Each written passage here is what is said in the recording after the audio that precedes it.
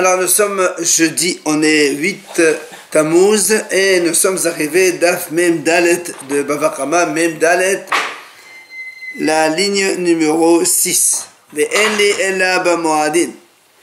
On a montré hier, à partir du pasuk de la Torah, Ovenigah Ovatigah, comme quoi c'était nécessaire de nous apprendre que si le taureau il tue un enfant, il doit payer exactement comme donc s'il en connaît un grand et le tuer. Et donc maintenant le Moadi le problème c'est que ce pasuk là, donc la Torah le marque à propos du taureau qui est Moad, qui est averti. Donc de là-bas on apprend la même chose que pour un adulte. Lorsque un taureau il encore un enfant, qu'il est Moad le taureau, alors on tue le taureau et on paye donc le coffre pour l'enfant. Elle pose une question maintenant, d'où on sait que si c'est un taureau tam qui encore un enfant, alors il faut aussi le lapider. Alors la Gemara répond, on veut dire nous. La Gemara dit, on apprend d'un autre. Pourquoi?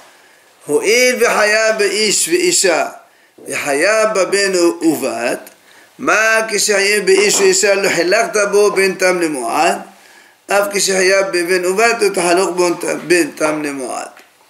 Moi dit tout simplement, puisque on a vu que le taureau il est hayav quand il tue un homme ou une femme, c'est-à-dire donc justement ce pasuk là, il parle de Moad, c'est vrai. Donc un taureau qui est encore un homme ou une femme, la Torah a dit qu'il faut qu'on le lapide, il paye le coffre. Et on a vu aussi donc que Hayab Bevenovat, la même chose dans le Moad, quand il tue un enfant, il paye le coffre et on lapide le taureau. Alors, la Moad dit, étant donné que quand il s'agit d'un grand, un homme et une femme, eh bien, dans la Torah, on n'a pas fait de différence. On a dit que même si c'est un taureau tam, quand il est encore un grand, il faut le lapider. Alors on fera la même chose, on dit pour les petits enfants. Si c'est pareil, s'il est tam, eh bien, il faut le lapider. La Gemara dit, il y a encore une autre raison par un raisonnement a fortiori. Comment? Ma ish isha sheken hora koham ben nizakin lo hilakta bo ben tam le moad. Benovad shiafi koham ben nizakin et nodish lo tahalo ben tam le moad. La Gemara dit, on fait un raisonnement a fortiori. Comment? Ici déjà, ish isha, un homme et une femme. Hora koham ben nizakin. Ça veut dire qu'ils ont été désavantagés quand il s'agit de dommages. C'est-à-dire quand un homme ou une femme blesse un autre, il doit payer dans les dommages, c'est normal. Oui. Et alors, tu n'as pas fait de différence entre ta mémoire. Alors, les enfants, un enfant benovat chez fait quoi? Rappelons, on a toujours dit que lorsqu'un homme, un enfant, il blesse un grand adulte, ben, on ne paye rien du tout. Alors tu vois bien que les enfants, ils ont été avantagés dans les dommages. Alors c'est-à-dire que l'enfant, il est plus, on va dire, il est mieux loti que les adultes. A fortiori que tu ne vas pas faire différence quand il s'agit d'un taureau tam ou malade qui va le blesser ou le tuer, qu'on appliquera les mêmes sentences que pour un grand. Donc, on vient de prouver que même le tam chez les enfants, on est hayav de la même façon. Alors la Gemara dit Amrat v'chidanin qal mehamod et ahmir. La Gemara dit où tu as vu qu'on apprend un tam qui est léger, on apprend du Moad qui est sévère pour être mahmir sur le tam. On a vu ça. Et im amrat bi'ish v'isha shekan hayavin b'mitzvot, ma b'venovat shepetot min mitzvot. La Gemara dit si tu me dis voilà si déjà chez l'homme et la femme, a fortiori chez l'enfant, je te dis pas du tout. Chez l'homme et la femme, pourquoi on tue le taureau, pourquoi il paye? Parce que l'homme et la femme, c'est des gens qui sont haïvim be mitzvot. Alors qu'un enfant, lui, il n'est pas tour de mitzvot. Alors peut-être que on n'a pas besoin, enfin, le taureau ne lapidera pas. Talmud Omar, Oven Yigah, Ovat Yigah. La Torah répond, la Gemara répond, étant donné que c'est marqué dans la Torah, Oven Yigah, Ovat Yigah. On a répété 2 fois. Yigah, Yigah. On aurait pu très bien dire Oven Uvat Yigah une seule fois. C'est pourquoi on répète 2 fois. C'est pour te dire Nereha Betam, Nereha Bemoad. C'est justement pour te dire que soit que le taureau qui encorne il est tam ou il est mu'ad, on applique la même chose, soit que le taureau encorne et on blesse, il blesse seulement ou il encorne et il tue, c'est la même chose. Et donc on apprend de Oven Igar, à la répétition de mon Igar, que même un taureau tam, quand il encorne un enfant, il faut le lapider. C'est quoi Igar? Il encorne. Matidin, la Mishnah dit, Shol Shaya Mithaker Bakotel, si un taureau, il était en train de se frotter sur un mur. Derrière, de l'autre côté, il y avait un homme. Benafal al-Hadam. Et le mur, il est tombé sur un homme et il l'a tué. Premier cas. Deuxième, la Mishnah dit, si un taureau, il fonçait sur un animal pour le tuer, et l'animal s'esquive, et ça vient sur un homme, il tue l'homme. Ou encore, la Kena, Nivalar ben Israël. Ou bien, le taureau, il fonçait sur un goy pour le frapper, et le goy s'est esquivé, et il a tué Israël à la place. L'enfani Valar ben Kayama. Ou encore un taureau qui avait l'intention de tuer un nefel, c'est-à-dire un enfant qui n'a pas encore un mois, et il a tué quelqu'un de donc plus qu'un mois, qui s'appelle Ben Kayama. Dans tous ces cas-là, patour. Patour de quoi? C'est ce que le Gemara va nous expliquer ici avec la marque de Rav Shmuel. Alors, Gemara, Amar Shmuel, quand on a dit patour, c'est quoi patour? Patour, mimita, vehaya bakofer. Shmuel, il dit, on ne va pas tuer le taureau. Parce que rappelons-le, on a dit que quand le taureau, il encore sans faire, il tue sans faire exprès, hein? Ça veut dire partout de ce qu'il a. Bah oui, on parle de Mo'ad, sinon il n'y a pas de kofer. Le kofer, on n'a pas besoin de dire. Là, il veut te dire ici, vehaya bakofer. Donc ça veut dire Mo'ad. Donc même si le taureau, il est Mo'ad, comme c'était pas volontaire, intentionnel, puisqu'il avait l'intention de tuer l'un, il a fait un autre à la place, puisqu'il n'y a pas de kavana, et donc on ne tuera pas le taureau, on ne lapidera pas le taureau. On verra plus loin justement pourquoi, comment on apprend ça. On a dit, c'est marqué Kemeta Taberalim. Parce que comme c'est marqué dans le passage là-bas, Vera Be'ala Viumat, on a dit que de la même façon qu'on ne tue un homme quand il tue un autre homme que s'il l'a fait volontairement, on ne tue un taureau quand il tue un homme que lorsqu'il le fait volontairement. Mais comme là, c'était pas intentionnel, donc on ne lapidera pas le taureau. Par contre, il dit Shmuel, Haya ba kofer. Hier, on a vu, rappelez-vous, im kofer. Pourquoi le mot im? C'était que le taureau, quand il tue intentionnellement ou pas, il doit payer que le propriétaire les dommages, donc la valeur de l'homme qui s'appelle kofer. Ça, c'est l'avis de Shmuel. Il n'y a pas une différence quand même entre ce qui se gratte, il se gratte contre le mur et il fonce sur un enfant. Là, il n'est pas en train de... Là, on ne parle pas de foncer sur un enfant, là, on parle en train de se garder contre un mur. Le mur est tombé, il y avait un monsieur derrière, il a tué le monsieur. C'est que sur ce cas-là, on dit pas tôt? Non, c'est que tous les cas. Tous les cas de Mishnah. Cas de quoi? Patour. Oui. Dans les cas de Pour Mishnah. tous les cas ou c'est que pour le cas de... Tous les cas de Mishnah ici. Il avait l'intention de tuer un, il a tué un autre, un goy, un juif. Donc le fait qu'il soit mourad et le fait qu'il se trompe d'interlocuteur, enfin de personne, c'est ça, absolument. C'est quand même différent que de toucher un mur et que le mur s'écroule et qu'il... On va voir, on va voir. On va voir tout ça. D'abord, on discute et la Gemara, elle va parler de ça. Donc ça, c'est l'avis de Shmuel. Velav Amar, Patour, Misé ou Misé. Rabbi dit non.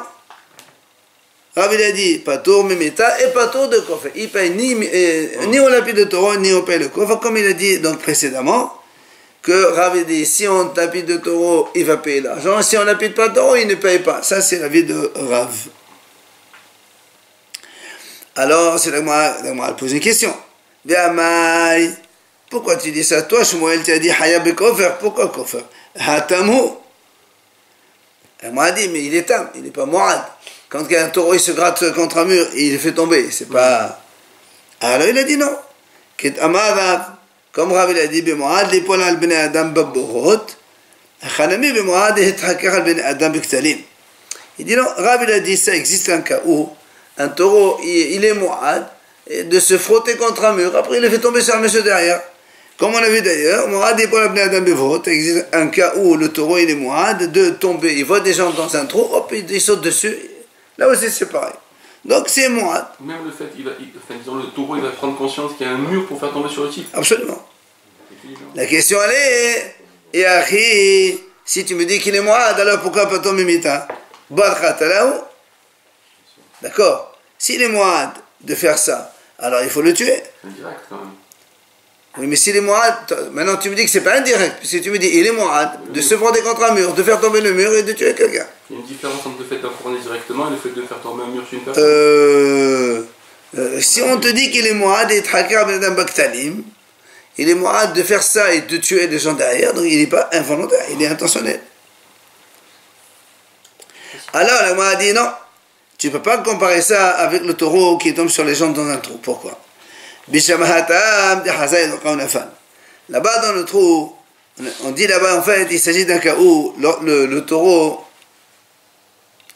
il voit des herbes, un peu de paille, de trucs, juste devant le trou. Lui, il vient manger, et hop, il tombe. Ça, c'est le Kavana.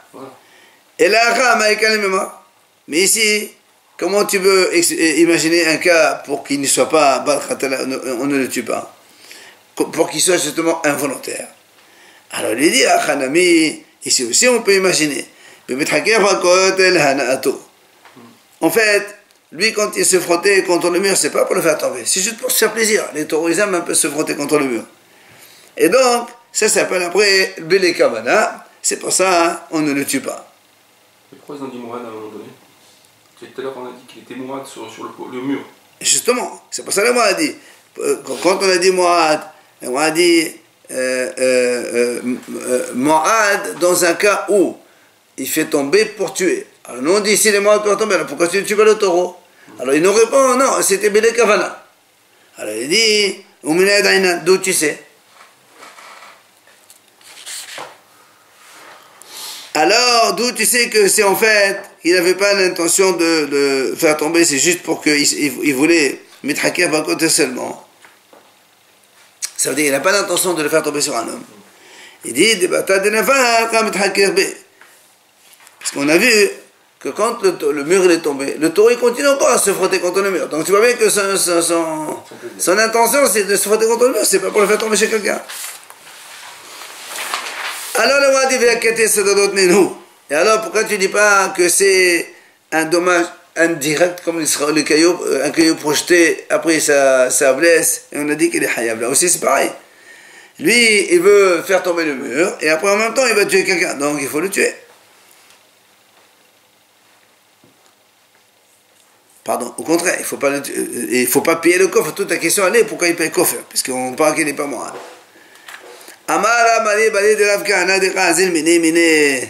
Il dit en fait, on a vu que lorsque le taureau il a fait tomber le mur, il a continué il a vu qu'il y avait un homme dessous, il a continué un peu à marcher dessus, à l'écraser. Donc en fait c'est une kavana. Il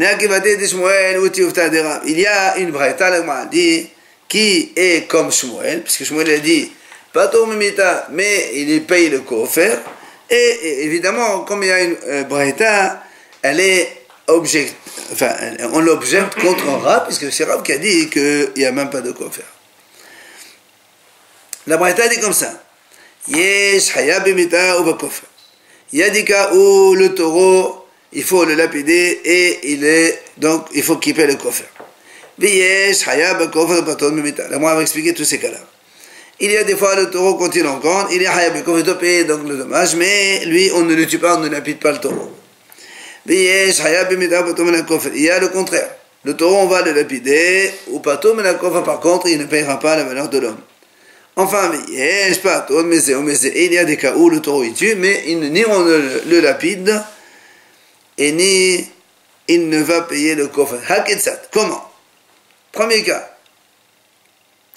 Mu'ad Bechavana. Il y a un taureau ici qui est Mu'ad et qui tue quelqu'un volontairement. Il rentre dedans volontairement. Alors là, c'est le cas typique. Là, donc on appuie le taureau et il paye le kofer, c'est le cas de la taureau. Maintenant, Mu'ad, chez le Bechavana. Si c'est un taureau qui est Mu'ad, mais de façon involontaire.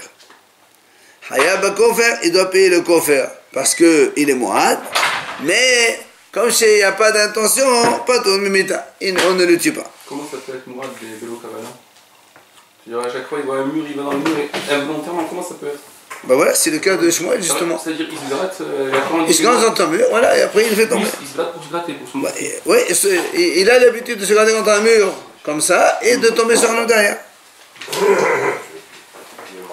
Tam bekavana, haya bimita bato mekofer. Quand il s'agit maintenant d'un taureau tam, il a donc tué volontairement. On lapide le taureau, c'est normal, et bato mekofer, il n'y a pas de kofer dans le tam. Enfin, tam shelo bekavana, pas tout mezé ou mezé. Quand c'est un tam qui est encore de façon volontaire, donc on ne lapide pas, il ne payera pas non plus le kofer. Maintenant, et pour les dommages, shelo bekavana, si un taureau il blesse de façon non intentionnelle, donc involontaire, la Biouda mihayev, mais la Bishimon poter. La Gemara dit c'est un taureau, il blesse un homme chez le Bechavana, selon Rabbi Yehuda, il doit quand même payer dommage, et selon Rabbi Shimon, il n'est pas tort. La Gemara dit Maïtam de Rabbi Yehuda, c'est quoi la raison de chacun? Premièrement, Rabbi Yehuda, pourquoi il a dit Hayav quand même de payer dommage, mais alors qu'il n'a pas fait exprès? Yalif me kofro. Ma kofro shelo bechavana hayav, afanizakana bishelo bechavana hayav. Rabbi Yehuda dit, parce qu'on apprend du kofer, quand de la même façon, on a vu dans le kofer, on a dit même si le taureau il tue de façon non volontaire, il paye le kofer quand même. Alors là aussi, il payera les dommages quand même, s'il ne tue pas, il le blesse seulement. S'il avertit. Hein? S'il avertit. Évidemment. Pourquoi dit s'il avertit? Ben, on a dit que le kofer, il est payé. Mais là, on parle pas de, là, on parle de Nizarin, on parle que de blessures ici. Là, on parle que de blessures. Que sur le même raisonnement, s'il est averti, il paye les dommages. Et parce qu'on a dit que dans le kofer, Non. il ne paye que s'il est Non, averti. pas forcément. Pourquoi? Un taureau qui blesse un homme, qu'il soit averti ou pas, il faut payer le dommage quand même. Maintenant, on fait Rabbi Shimon, il y a des mertalés des choses. Rabbi Shimon, pourquoi il a dit pas tour quand un taureau il blesse un homme de façon involontaire? Il dit, Rabbi Shimon ami, Rabbi Shimon, il y a des mertalés des choses. Il dit, on apprend ça de la façon qu'on tue le taureau. De la même façon, on a dit que lorsque le taureau, s'il tue de façon non intentionnelle, il n'est pas lapidé. Alors s'il blesse de façon involontaire, il ne paiera pas non plus. Alors la Gemara dit, Rabbi Yehuda namin elav mirtaleh. Alors pourquoi Rabbi Yehuda il n'apprend pas? C'est vrai que c'est un argument. Donc, de la même façon que le taureau, quand il est involontaire, on ne le tue pas. Alors il ne paye pas. Il te dit non. Rabbi Yehuda dit, moi je préfère apprendre tashdanin, tashumin, mais tashumin. Mais danin, tashumin, memita. Puisqu'on parle ici de payer les dommages des blessures, alors moi je préfère apprendre ça du paiement quand il y a mort. Or, quand il y a mort, même involontaire, elle est involontaire, il paye quand même le kofer. Alors Rabbi Yehuda dit, il paye aussi les dommages. Donc paiement. Et je n'apprends pas, comme il a dit Rabbi Shimon, de la mort. Ah, tu tues pas le taureau, alors tu payes pas. Mort et paiement, c'est pas la même chose. Alors, Rabbi Shimon amin, alors là aussi, alors on pose la question, Rabbi Shimon, pourquoi tu apprends ça de la façon comment le taureau on le tue? C'est plus logique d'apprendre paiement de paiement. Payer les blessures, de payer le kofer. Il te dit, Rabbi Shimon, non, moi je raisonne de cette façon. Comment? Danin, hayuvé des choses, hayuvé des choses, la pourré kofer, hayuvé des valimhu. Il te dit, Rabbi Shimon, moi je préfère comparer le hayouf du taureau du hayouf du taureau.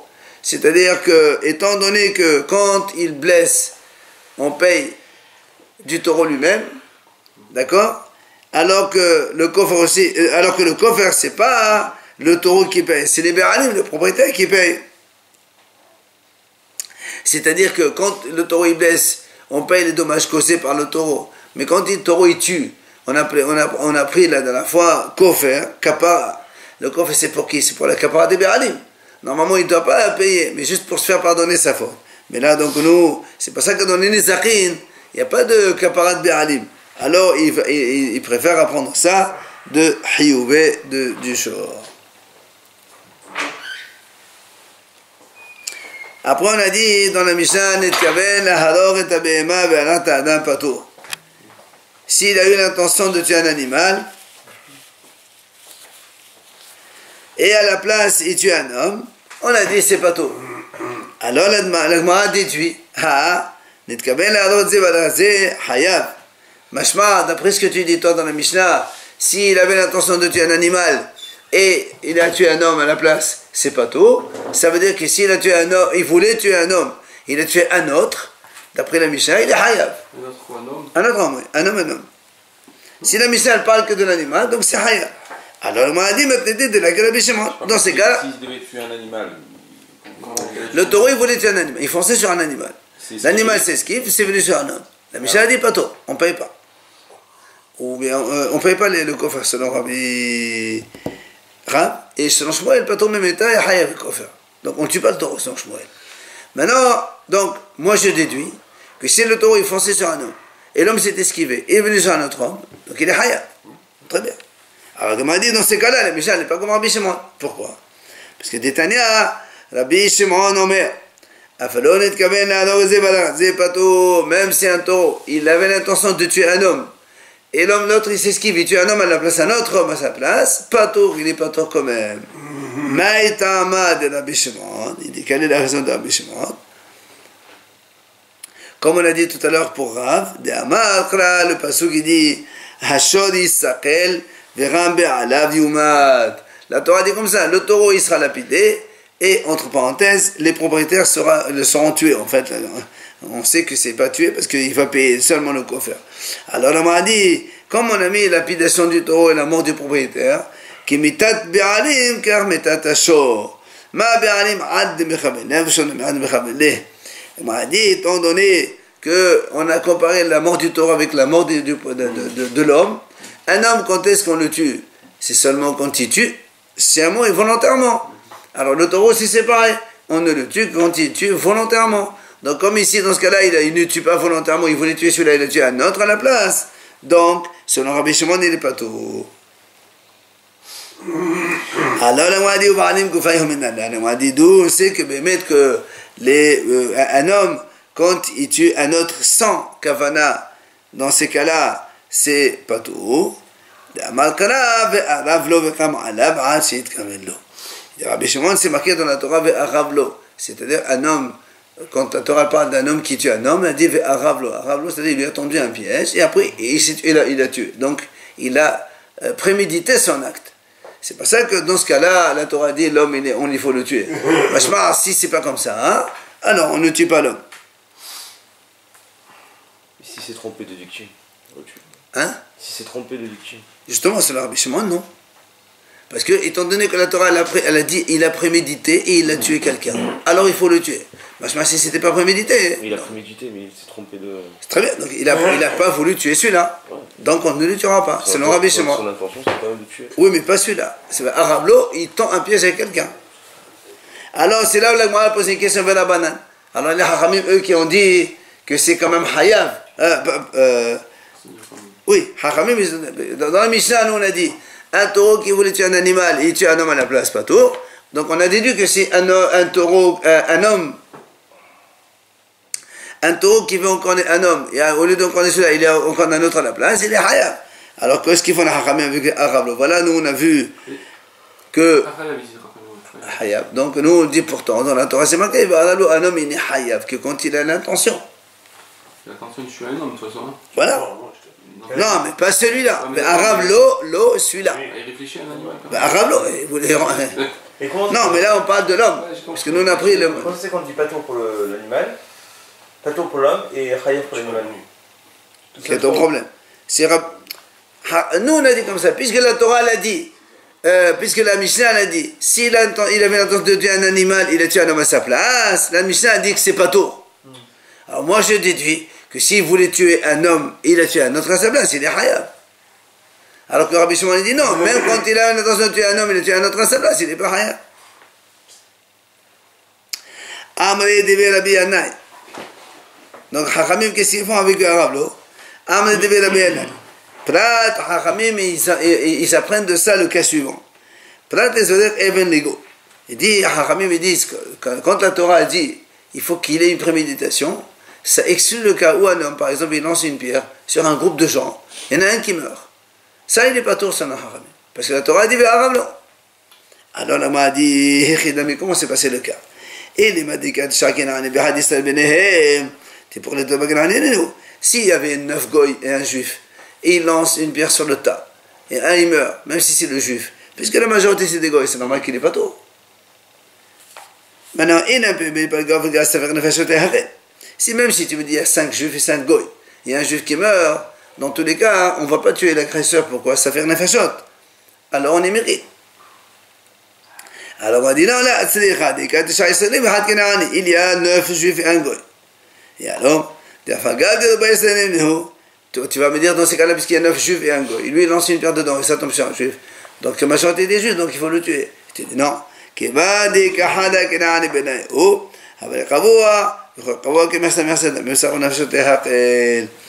donné qu'il y a un goy avec eux, rappelez-vous, nous on a toujours dit le cas quand il y a un qui est fixe, c'est comme si moitié-moitié. Et comme ici c'est faire nefashot ha'achel, c'est là où la Torah elle dit ve'aravlo, quand est-ce qu'on tue le tueur? C'est lorsqu'il avait une préméditation, mais dans ce cas-là où il lance une pierre sur un groupe, donc il n'a pas visé une personne en particulier, alors il n'est pas hayamita. Je sais. Qu'est-ce qu'on lui fait, lui? Ça s'appelle pas, on ne le tue pas le monsieur. Qu'est-ce que fait Hachem, il le punit, ou c'est même pas un shogeg pour enlever de refuge. Mais là c'est bizarre parce qu'il y a une majorité de juifs quand même. Et alors? Il y a plus de chances. Non, c'est vrai. Madidi Novan Mishnah. Shor ha'isha ve'shor ha'etomim, shor ha'apotropos, shor ha'midbar, shor ha'erdesh, shor ha'ger shemet, ve'en lo yorshin, ha're'el lo hayavin mita. La Mishnah dit comme ça. Le taureau, s'il appartient à une femme, ou si le taureau appartient à des orphelins, qui donc n'ont pas de tuteur, ou le contraire, shor ha'apotropos, ou bien c'est un taureau qui est donc géré par un tuteur. Shor ha'midbar, un taureau du désert. Shor ha'erdesh, ou bien un taureau du hekdesh. Ou bien le taureau qui appartient à un converti qui est mort mais qui n'a pas d'héritier. Rappelez-vous, on a toujours dit qu'un guerre qui se convertit et qui n'a pas d'héritier, tout le monde peut le prendre. Donc il appartient à tout le monde. Tous ces taureaux-là, s'ils en cornent et ils tuent un homme, hayavin meta, on les lapide. Rabbi Yehuda Omer, Rabbi Yehuda dit non, shor ha'midbar, shor ha'erdesh, shor ha'ger shemet, ptorin min ha'meta lefi she'enhem be'alim. Il dit le taureau du désert, donc il appartient à personne. Le taureau du Hekdesh, et aussi donc il n'appartient pas à quelqu'un.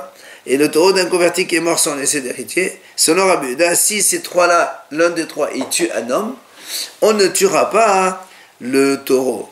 Pourquoi? Parce que les fiches en lahem be'alim, ils n'ont pas de propriétaire. Le taureau du Hekdesh, il appartient au Batamikdash, enfin aux gens.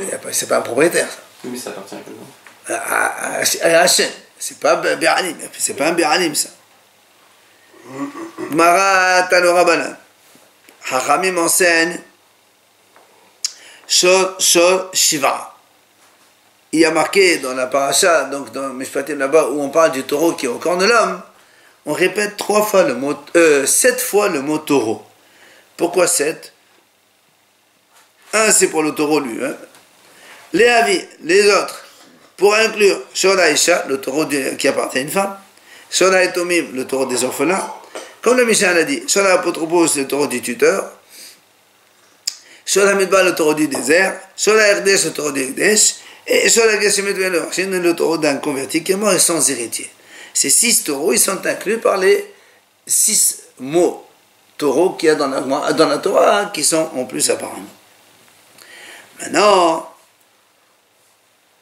Rabbi Yehuda Omer, on a vu dans la Mishnah, que Rabbi Yehuda dit, Shor ha'midbar, Shor ha'erdesh, Shor ha'ger shemet ve'en lo yorshin, les Fishenem Be'alim. On vient de dire maintenant que les 3 derniers, le taureau du désert, du Hekdesh et d'un converti qui est mort sans héritier, selon Rabbi Yehuda, cela constitue un homme, on ne les tue pas, parce qu'ils n'ont pas de propriétaire. Amar Ravuna, il vient Ravuna et dit, Poter aya Rabbi Yehuda, fait le Nara, on va se faire dish, Nara, on va se faire prier. Quand Rabbi Yehuda il a dit patour, c'est-à-dire on ne tue pas le taureau. Même dans le cas où le taureau il a d'abord encorné et tué, Et après le propriétaire, il vient, il abandonne son taureau, ou il mardiche, il sanctifie son taureau, il donne un bétamidash. Même dans ce cas-là, selon Ravuna, Rabbi a dit, pas on ne tuera pas le taureau. Même si c'est arrivé après donc, le meurtre. C'est pas compris, le propriétaire, il est pas connu, je crois. Non.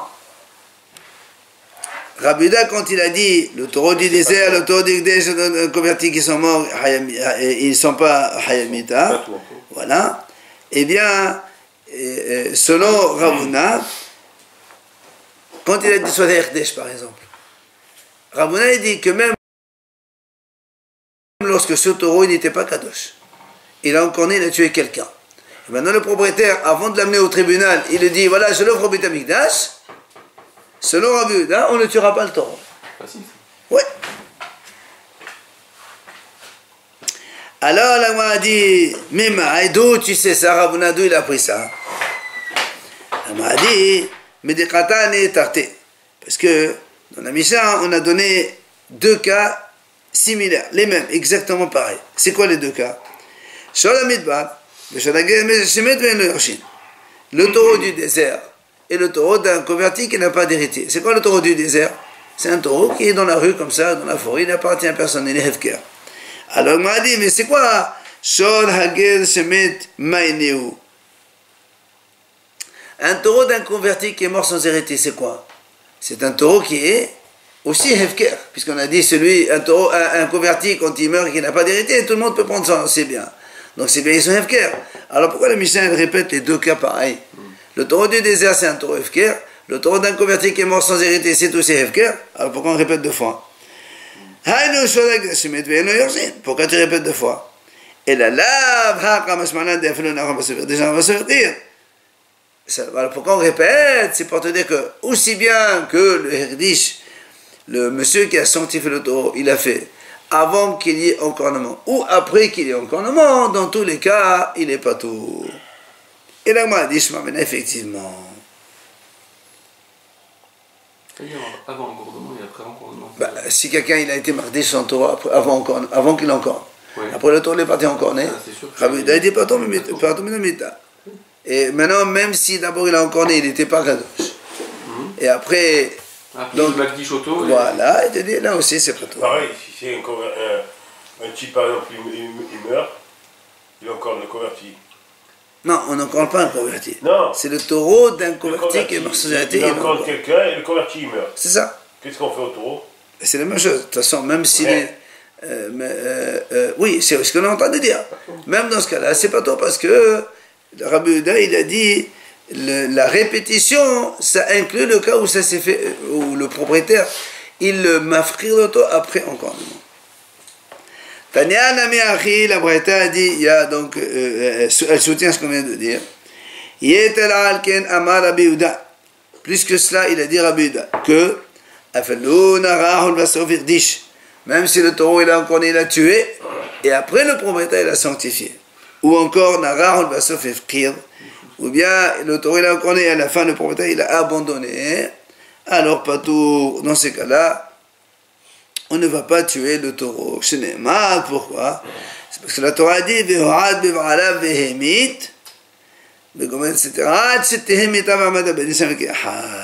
il faut que quand on l'amène au tribunal et quand le taureau il a tué, il faut que donc on soit dans la même situation. Comme au moment où il a tué, il avait un propriétaire, au moment où on l'amène devant le tribunal, il faut qu'il y ait un propriétaire. Or, comme ici, c'est pas de toute façon, on va pas tuer le taureau, mais c'est pas lui de toute façon. Et pour la personne qui l'a tué? On parle pas de kofala, on parle de ce qu'on a plus de taureau ou pas. Mais la responsabilité quand même, le propriétaire. Ça c'est autre chose.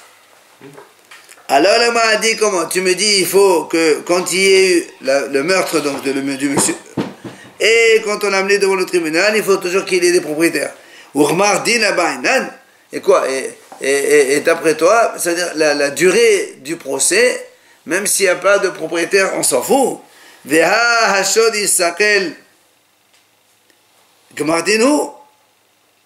Voilà pourtant quand Adora dit Hashod Isakel, on parlait ici de Gmardin, ça veut dire donc la fin du procès. C'est pour ça qu'il dit non, c'est vrai, tu as raison. Il lui dit il faut acheter mita, C'est-à-dire, il faut que tous les trois, la mort, donc quand le taureau il a tué, le procès pendant qu'on amène le taureau devant le tribunal, et aussi la décision du tribunal, pendant ces trois instants-là, il faut qu'il y ait toujours un propriétaire pour que le taureau il soit hayav mita.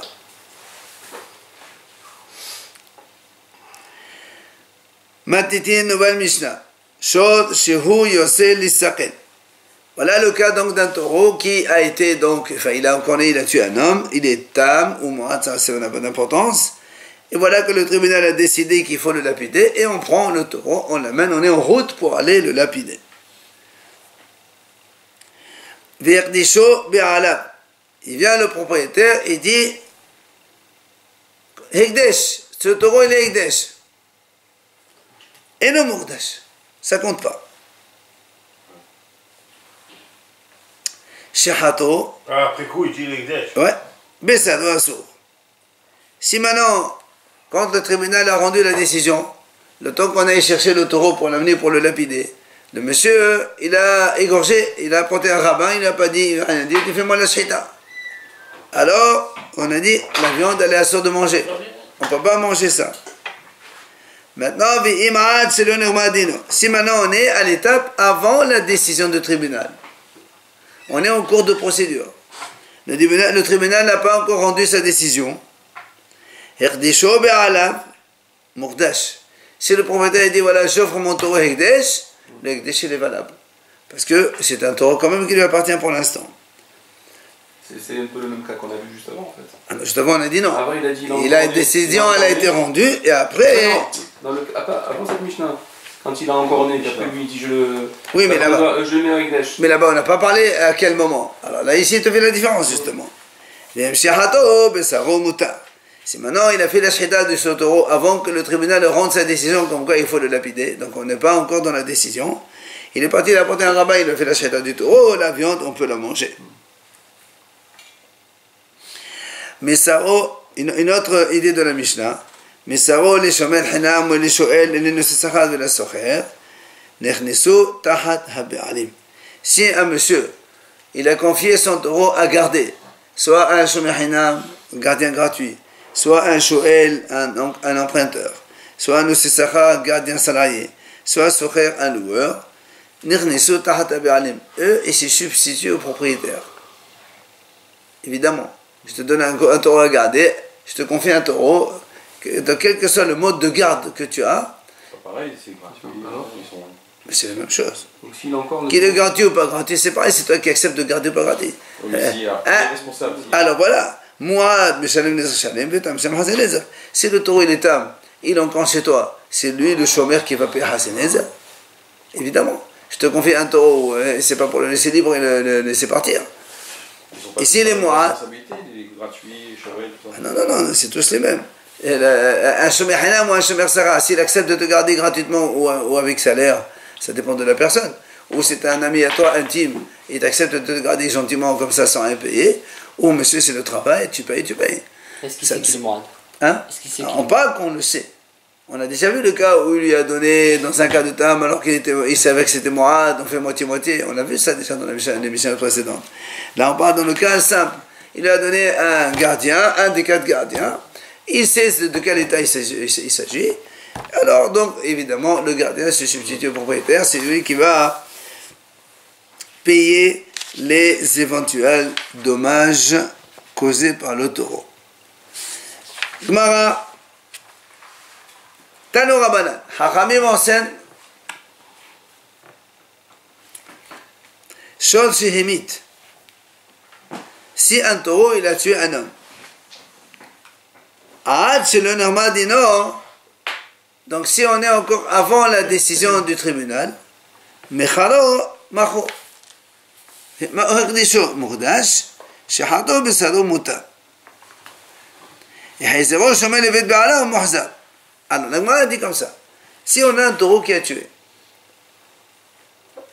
tant que la décision n'a pas été rendue, si le propriétaire il vend son taureau à quelqu'un, la vente elle est valable.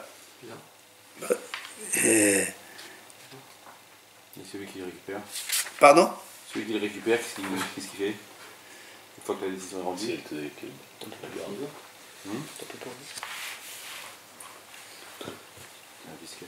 Comment celui qui veut. De toute façon, la Gemara va discuter de ça. Nous, on a dit parce que quand, par exemple, le taureau, il va être lapidé. Alors, qu'il soit là ou là, on va le prendre lapider. En fait, celui qui l'achète, il va. Alors, on va voir. Est-ce que la vente, elle est valable ou est-ce qu'elle est mekhatout? C'est une vente erronée. Tu me vends quelque chose qui va lui prendre. On va voir après. Hirdisho Mourdash. Si maintenant il a sanctifié son taureau, il est Hekdesh. Shehato Besado Muta. Comme on a dit, donc déjà, il a égorgé le taureau avant que la décision elle soit donnée par le tribunal. La viande, elle est permise à manger. On peut la vendre? Vendre, je ne pense pas. Puisqu'on a dit la dernière fois, c'est marqué Velo Yachel Besaro. On a dit, même si on le tue, on a vu le mahlokat à propos, si il fait la shhita avant de le lapider, est-ce qu'on peut profiter ou pas? Si maintenant, le gardien,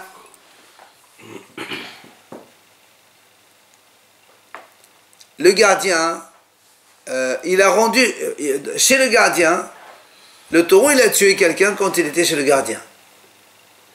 Maintenant, normalement, ils vont tuer le taureau, d'accord? Et le propriétaire, il va réclamer le prix du taureau à son gardien, au gardien à qui il a confié. Maintenant, la Mi'agma nous dit, si maintenant, après que le taureau est tué, le monsieur, il a pris le taureau, il a rendu à son propriétaire, avant qu'il y ait la décision du tribunal. Il ne dit rien, quoi. Non, même s'il lui dit. Lui, il amène le taureau chez lui à la maison. La Gemara dit, il est muhzar. Ça veut dire muhzar.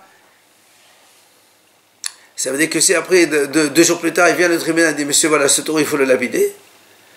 Alors, le propriétaire, il ne peut rien dire contre le gardien. Je t'ai rendu ton taureau, monsieur, voilà, il est là.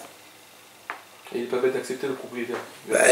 Je ne sais pas si le propriétaire va accepter ou pas, mais en tout cas... Il n'est pas au Il courant. ne peut pas perdre. Non, même s'il est au courant. Si le vent. On a dit, si le vent est macho. Maintenant, on continue, on finit avec ça d'abord. Demain, on verra la discussion sur ces cas-là. Mais chez Nermadino aussi, maintenant, le tribunal, il a déjà rendu la décision comme quoi il faut lapider ce taureau. Alors évidemment, Mechalo et Namacho, si le vent, après, évidemment, la vente elle est nulle, elle ne vaut rien. Hirdesho et Namodash, s'il a donc senti au Bidamidash, ça n'a pas de valeur. Shehato Besaro Assour, donc là aussi, donc s'il a fait la shita, la viande elle est interdite. Donc tout était. Et s'il a rendu, le gardien au propriétaire, ça ne s'appelle pas qu'il a rendu, il devra quand même payer le prix du taureau qu'on lui a confié. Ça dépend du type de garde. Rabbi Yaakov Omer, écoutez bien la dernière chose. Rabbi Yaakov dit non. Même si après la décision du tribunal, le chômeur, il prend le taureau, il l'amène vite chez son propriétaire, alors il ne paiera pas. Après la décision? Ouais, c'est Rabbi Yaakov qui dit ça.